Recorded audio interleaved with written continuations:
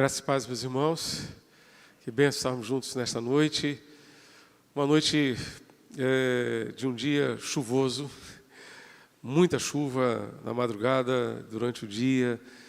E nem tantos irmãos conseguiram chegar até aqui.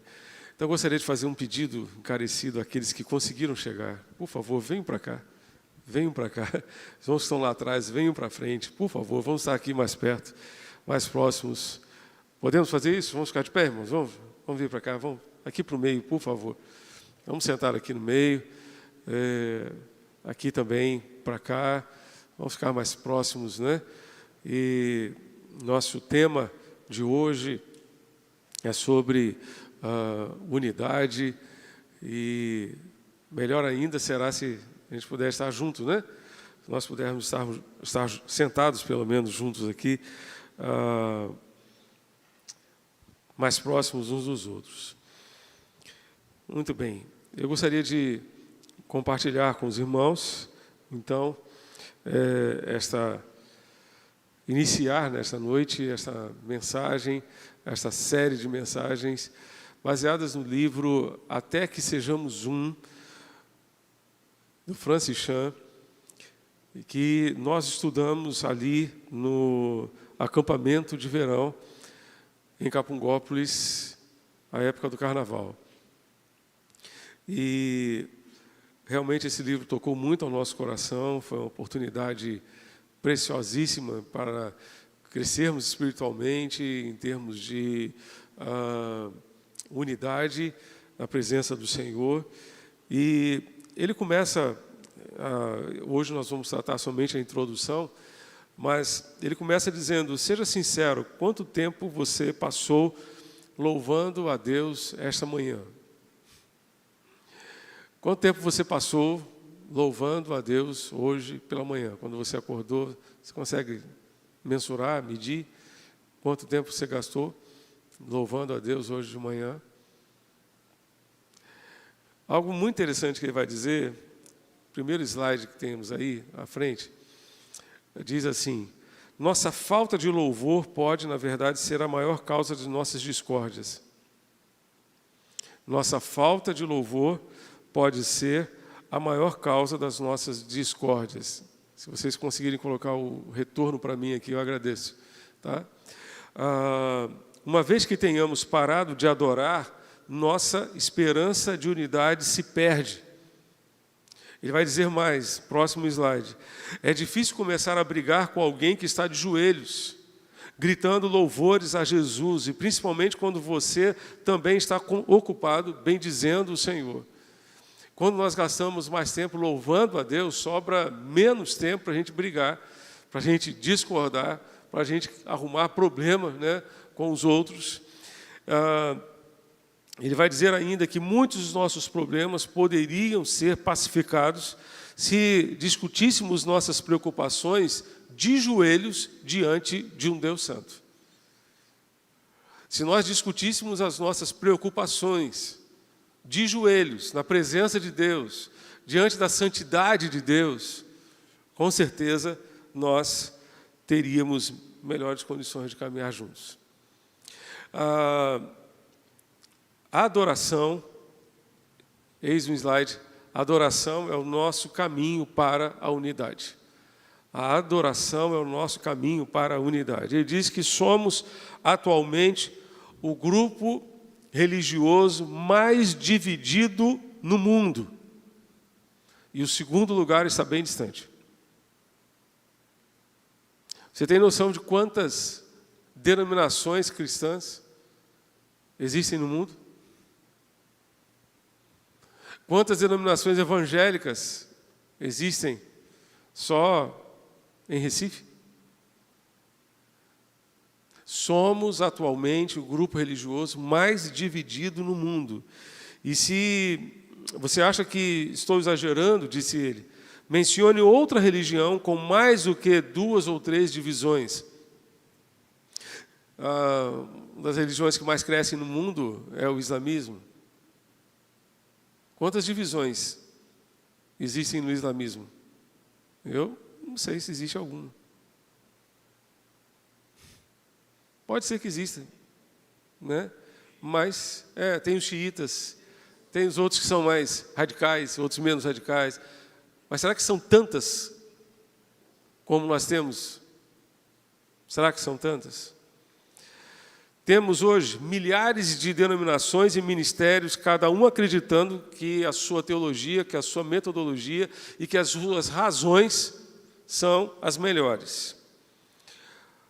O próximo slide vai dizer assim, próximo slide, o lado mais triste disso é que nosso Salvador foi crucificado para pôr fim em nossas discórdias, ordena que sejamos unidos e diz que exerceremos impacto sobre o mundo quando nos tornarmos um. Essa é a maior tragédia. Essa é a maior tragédia. O nosso Salvador foi crucificado, morreu numa cruz, para pôr fim às nossas discórdias. E Ele ainda ordena que sejamos unidos. E diz que nós, de fato, exerceremos impacto no mundo na medida em que estivermos unidos, quando nos tornarmos um. Por isso nós precisamos parar de pensar que nosso principal dever para com os companheiros de fé, nossos irmãos de fé, seja criticá-los. Não é. Nosso principal dever é o que, irmãos? É amá-los. É amá-los. Paulo diz que temos um débito de amor uns para com os outros. Se nós devemos ou podemos dever alguma coisa, disse ele, devemos dever o amor. Romanos 13, verso 8.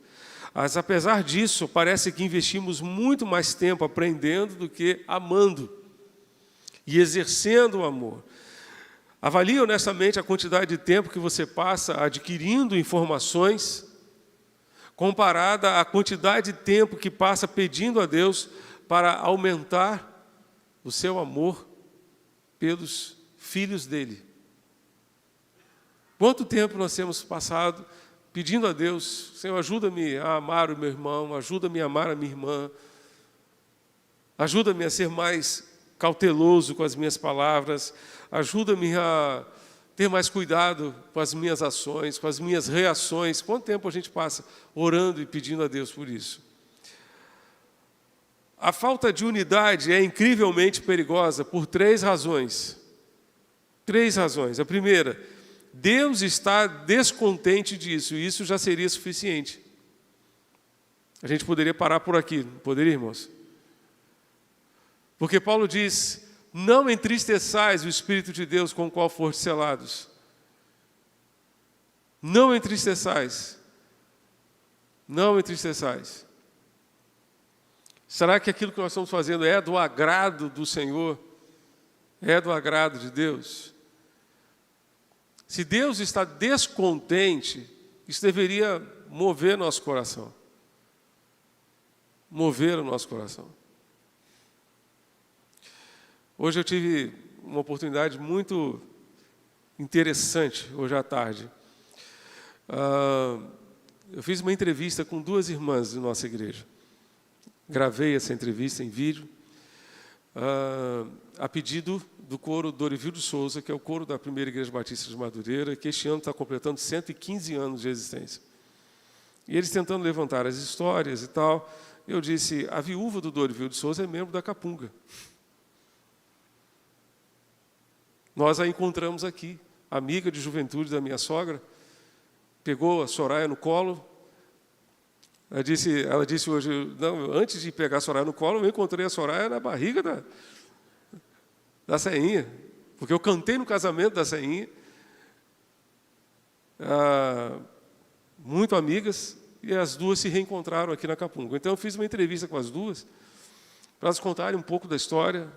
A Jandira passou apenas 5 meses casada com Dorival. Dorival sofreu, os 2 sofreram um acidente, foram atropelados, e ele veio a falecer. Depois ela se casou com Cláudio Lízias, chegando a Recife em 1970, casou em 64, chegou aqui em 70, e no final da entrevista, deu 45 minutos de entrevista, e as duas tentando levantar histórias. O pai da minha sogra foi presidente do coro por 25 anos. Eu pedi que cada uma desse uma mensagem de saudação ao coro. E minha sogra, que foi corista desse coro, disse a eles o seguinte: façam tudo para agradar a Deus. Façam tudo para agradar a Deus. Cantem para agradar a Deus. Louvem para agradar a Deus. Que a preocupação de vocês seja sempre agradar ao Senhor. O fato de que Deus está descontente com isso é algo que certamente não está do agrado do Senhor. Nós não estamos agradando a Deus. Muitas vezes com as nossas ações, com nossas palavras, com as nossas atitudes, com as nossas reações. Vale a pena lembrar que as nossas reações falam muito mais sobre o nosso relacionamento com Deus do que as nossas ações.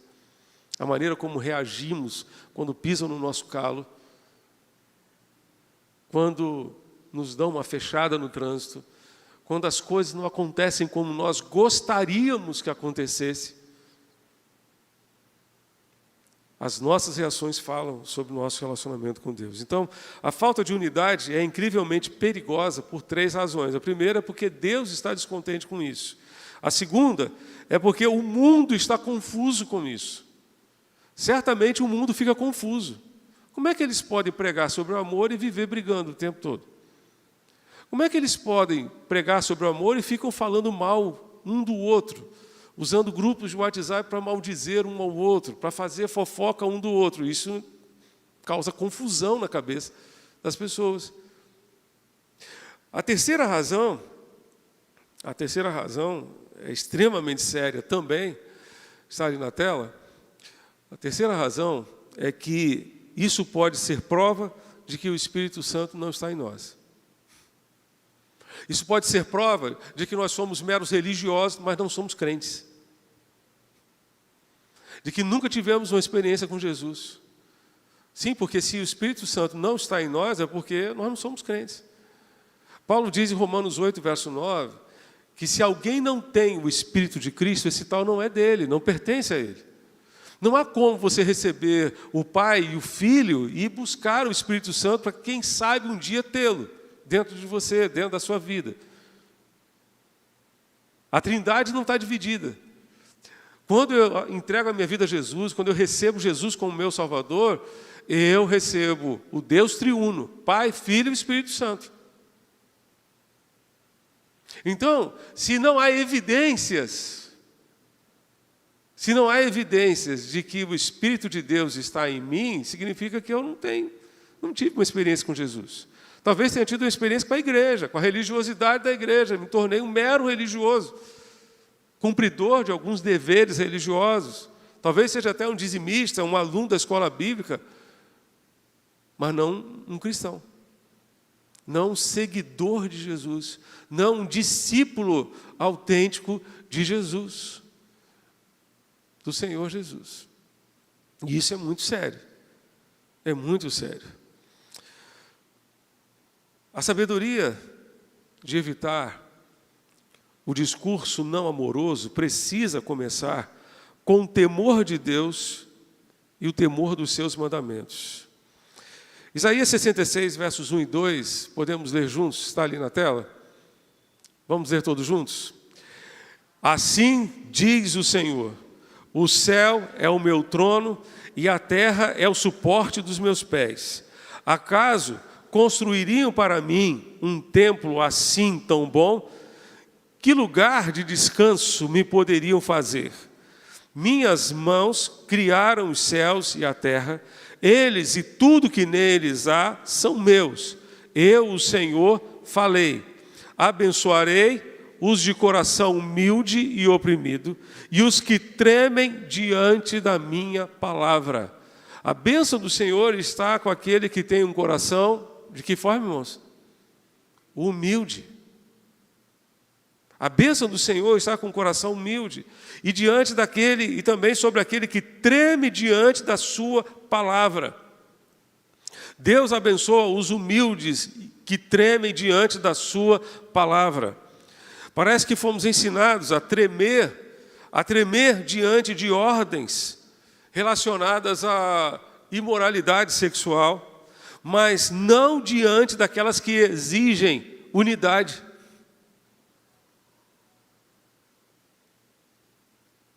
A gente treme diante das exigências bíblicas da palavra de Deus, que exigem pureza sexual, que exigem uma moralidade sexual afinada com os valores de Deus, e isso é verdade, a gente deve tremer mesmo, mas só diante disso. Deveríamos tremer diante das ordens de Deus para evitar a fofoca, evitar a contenda. Imagine, por exemplo, a ordem de Paulo à igreja da Galácia. Está lá na carta aos Gálatas.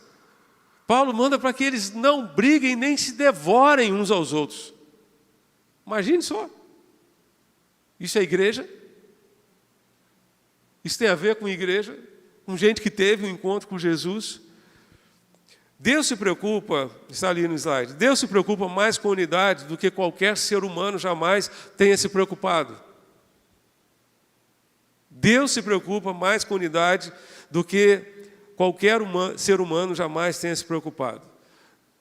Poderíamos citar muitos textos bíblicos aqui para vocês, mas separei alguns deles. Provérbios capítulo 6, versos 16 a 19, Salomão vai dizer o seguinte: 6 coisas o Senhor ordena. Anote aqui, 6 coisas.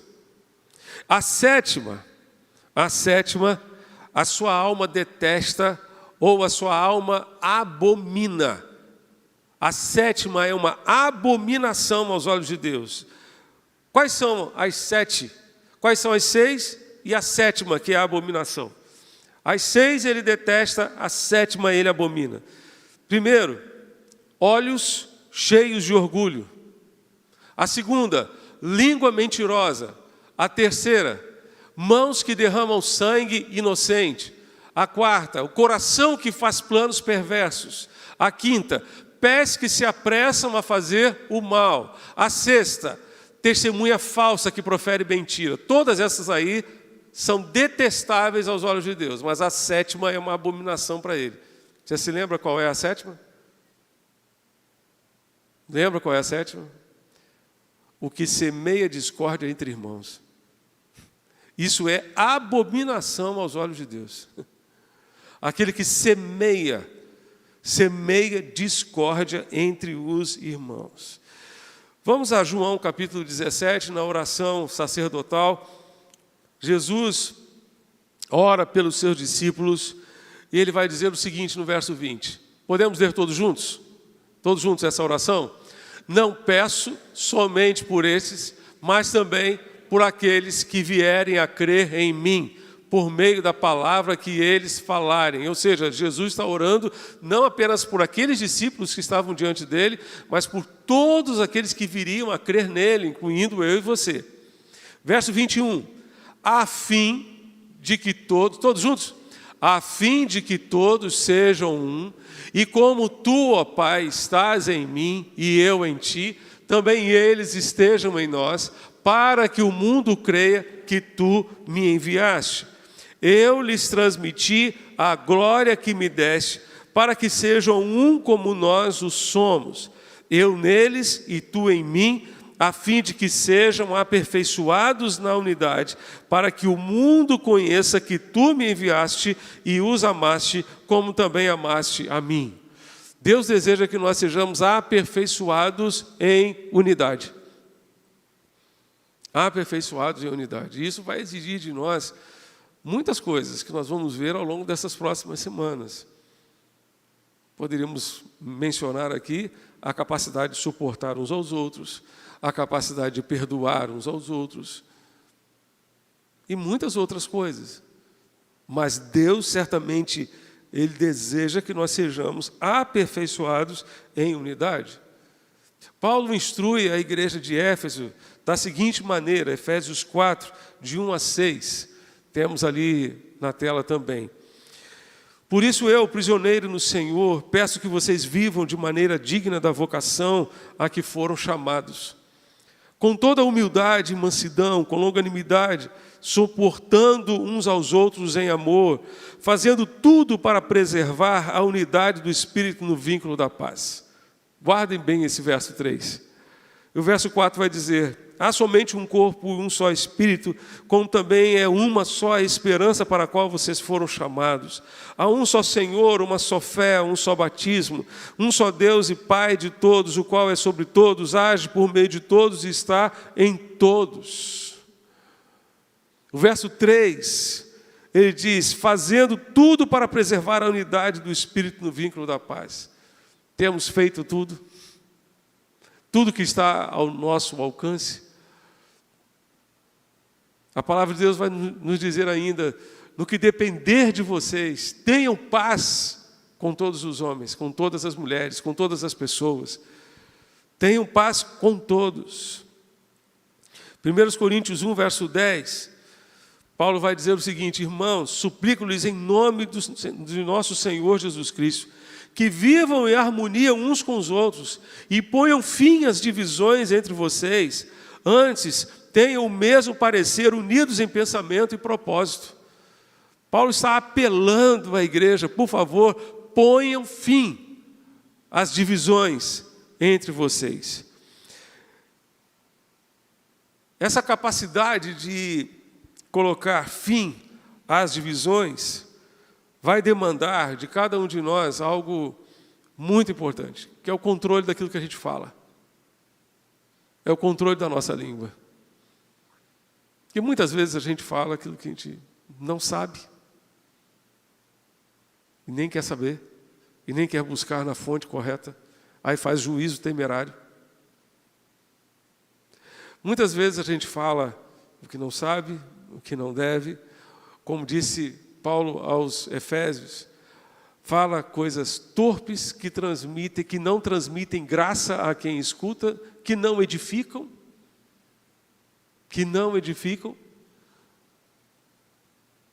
Então, tudo isso vai demandar certamente um cuidado muito grande com a nossa língua.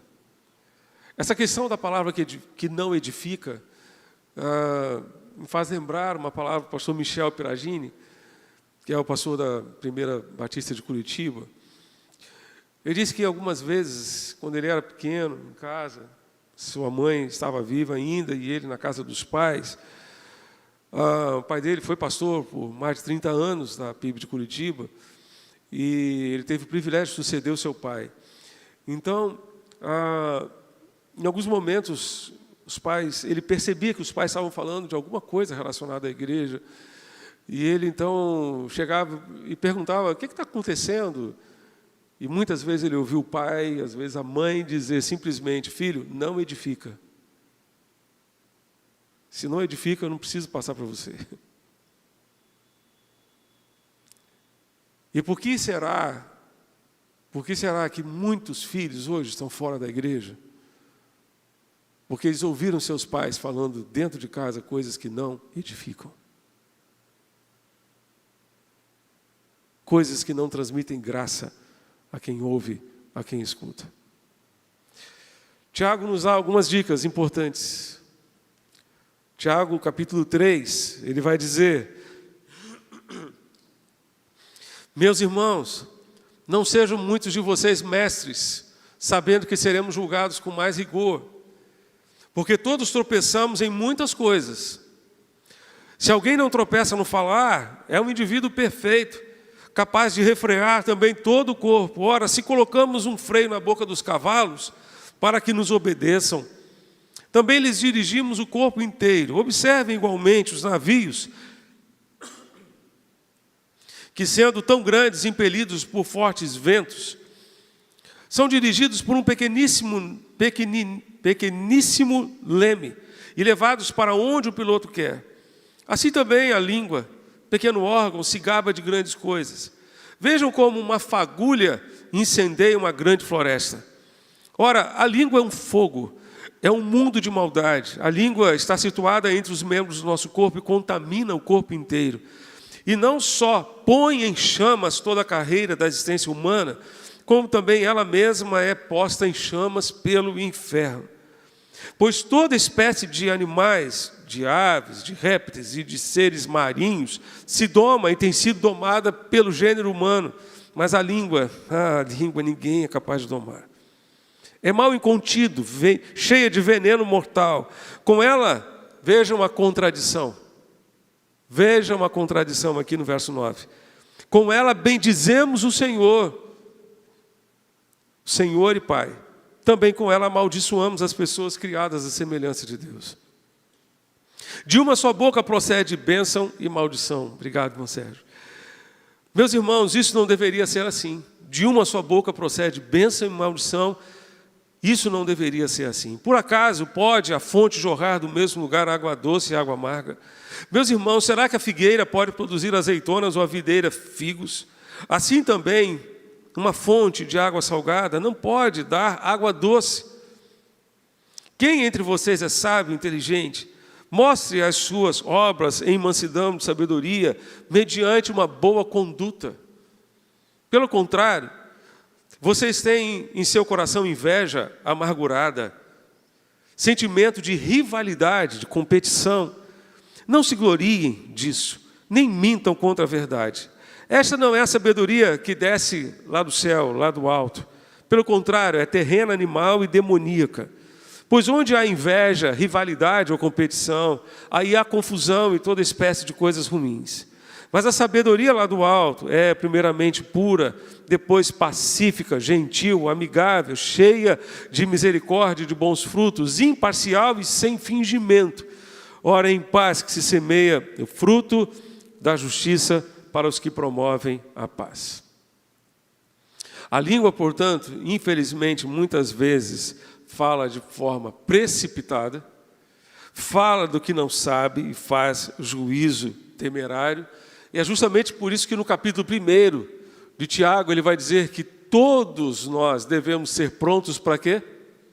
Para ouvir, tardios para falar e tardios para nos irarmos. Por quê? Porque a ira do homem não produz a justiça de Deus.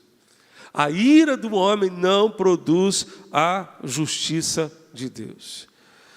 1 de João capítulo 2, versos 9 a 11. Os irmãos podem ler comigo? Podem ler para mim, por favor? Se alguém...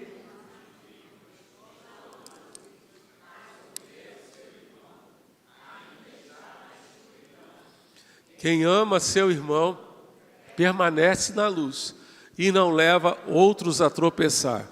Mas quem odeia seu irmão ainda está na escuridão e anda na escuridão. Não sabe para onde vai, pois a escuridão o cegou. O que João está dizendo aqui é que uma pessoa que diz estar na luz, mas odeia alguém, essa pessoa ainda está nas trevas. Ainda não passou do reino das trevas para o reino da luz. Ela está enganando a si mesma. Esse é um sinal. Esse é um sinal de que nós passamos do reino das trevas para o reino da luz. Quando não odiamos a ninguém. Quando não temos ódio das pessoas. Quando não alimentamos rancor e ódio das pessoas. Esse é um sinal. João Batista diz: produzi, pois, frutos dignos de arrependimento. Ou seja, provem com a vida de vocês, provem com a atitude de vocês que vocês se arrependeram. Uma das provas que nós podemos dar de que nós nos arrependemos é justamente a capacidade de amar uns aos outros. Você já pensou na forma como as pessoas de fora nos veem? Disse o Francis Chan. Ele diz: tente imaginar um não crente entrando na internet e tentando entender todas as diferentes denominações, as divisões eclesiásticas, os anúncios concorrentes e a difamação pública que muitas vezes acontece no nosso meio. Há um motivo pelo qual as pessoas não se sentem ansiosas para entrar na nossa família. Para a nossa tristeza. Que imagem de Deus estamos mostrando ao mundo? Que imagem de Deus nós estamos mostrando ao mundo? Os irmãos se lembram, provavelmente, do hino oficial de missões mundiais. O hino termina dizendo que o mundo aguarda os filhos de Deus manifestar. E Paulo vai dizer aos romanos que a criação aguarda a manifestação dos filhos de Deus. Essa palavra tem um sentido escatológico, quando na grande colheita todos os filhos de Deus serão de fato manifestos. Mas essa palavra tem um sentido também, não apenas para o futuro, mas para o presente, porque o mundo aguarda a manifestação dos filhos de Deus. Quando nós abrimos a nossa boca, quando nós agimos, quando nós reagimos, o mundo espera que nós manifestemos a nossa filiação, a nossa paternidade, que nós temos um Pai, o fato de que nós temos um Pai celestial, de quem nós nascemos de novo. Que imagem de Deus estamos mostrando ao mundo? Uma imagem nítida ou uma imagem distorcida? Se a igreja deve ser um reflexo da imagem de Deus e o aroma de Cristo para aqueles que estão se perdendo, não admira que as pessoas não se sintam muitas vezes atraídas a estarem conosco. Segundo as Escrituras, nós precisamos entender o seguinte, próximo slide. É ótimo que você compartilhe o Evangelho com aqueles que você ama, mas é a nossa unidade que fará com que eles realmente acreditem nas nossas palavras. É ótimo que você compartilhe o Evangelho com as pessoas que você ama, mas é a nossa unidade, a nossa capacidade de vivermos em amor que fará com que eles acreditem nas nossas palavras. Como disse o Gandhi, lá na Índia, eu disse, meu problema não é Cristo, meu problema são os cristãos, que não vivem como Cristo. Se vivessem como Cristo, certamente nós teríamos uma realidade diferente. Isso um hindu falou. A maioria de nós diria que faria qualquer coisa para ver aqueles que amam conhecerem a Jesus e não irem para o inferno, não irem para a perdição eterna. Você está disposto a fazer um sério esforço rumo à unidade, porque é dessa forma que eles crerão. Jesus disse que eles sejam um para que o mundo creia que tu me enviaste. Se não houver unidade na igreja, o mundo não crerá. Se nós não nos unirmos em torno da missão de Deus, o mundo não crerá. Se nós não nos unirmos para fazer o que Jesus nos mandou fazer e não aquilo que a gente quer fazer, o mundo não crerá. E muitos vão se perder. Muitos passarão a eternidade no inferno, perdidas, sem Deus, sem salvação, por causa da nossa dureza de coração, por causa do rancor, por causa do ódio e por causa de tantos outros sentimentos que não tem nada a ver com Jesus.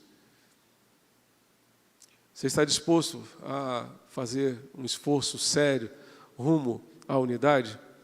Feche os seus olhos, por favor, e ore a Deus conosco.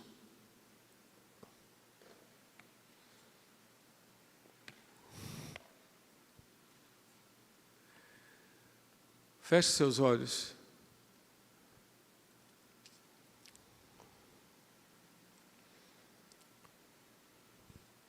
Paulo disse que nós devemos esforçar. A unidade começa, sabe aonde? Dentro de casa. Porque a igreja sempre será reflexo das nossas casas. E se não houver unidade dentro de casa, não haverá dentro da igreja. A unidade entre marido e mulher, entre pais e filhos, entre irmãos. A unidade entre filhos e pais.